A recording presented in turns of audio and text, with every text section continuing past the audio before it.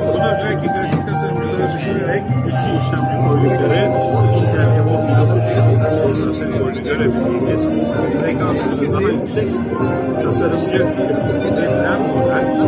Burada task manager'dan size özellikle işlemci göstererek başlamak istiyorum. Ekranı çok güzel. Bu seviyelerde zaten ekranların renklerini de daha iyi hale getirdiler ama bu doğrudan sertifikasyonlu. 5 GHz zincirin altında düşünülen işlemci şu an madetten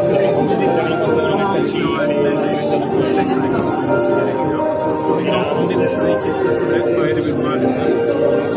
Şöyle kendiniz